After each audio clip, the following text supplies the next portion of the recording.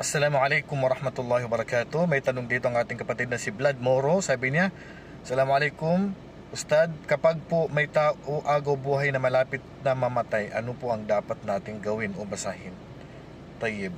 Waalaikumsalam warahmatullahi wabarakatuh. May mga sunnah na dapat nating gawin kapag ang umainam na dapat nating gawin kapag ang tao ay nakikita natin na malapit nang mamatay. Malubha na yung karamdaman niya, matindi na yung kalagayan niya.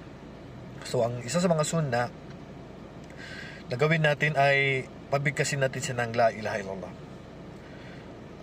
Sabi ng Propeta sallallahu alaihi wasallam, laqinu mautakum la ilaha illallah. Ibulong ninyo sa malapit ng mamatay ang la ilaha illallah. Fa inna man kana akhiru kalamihi la ilaha illallah dakhala al-jannah. Dahil ang sino man ang huling mabigkas niya sa mundo ay la ilaha illallah, makakapasok sa paraiso. Pagkat kahit non-Muslim, kahit na hindi Muslim, alam mo, tatay mo, magulang mo, asawa mo, anak mo, hindi Muslim, ipabigkas natin sa kanila ang la ilaha illallah. Dahil kahit hindi sila nakapagsala, wala pa sila nagawang pagsamba sa Allah, pero pag ang huling nabigkas niya ay la ilaha illallah, ay makakapasok sa paraiso kapag ito'y tinanggap ng Allah. Pangalawa na sinabi ng ating mga ulama, ang tao na yan na malapit ng mamatay, pasuotin daw natin ng mga dalisay, bagong damit, bagong suot. Yun daw ipasuot daw sa kanya. May inam daw ito gawin sa taong malapit ng mamatay.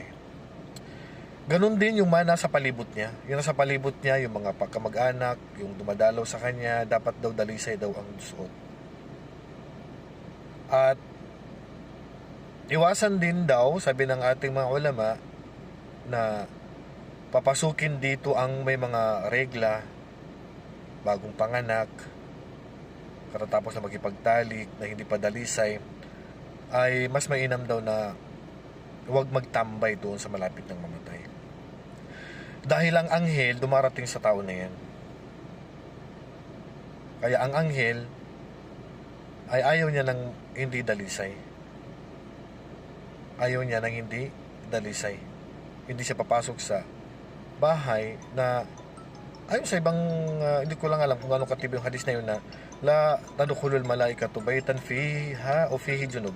Hindi papasok ang anghel sa bahay na mayroon ditong junub. Ibig sabihin hindi dalisay. So iwasan din ang mga babaho sa paligid niya. So yan yung nabanggit ng ating mga ulama.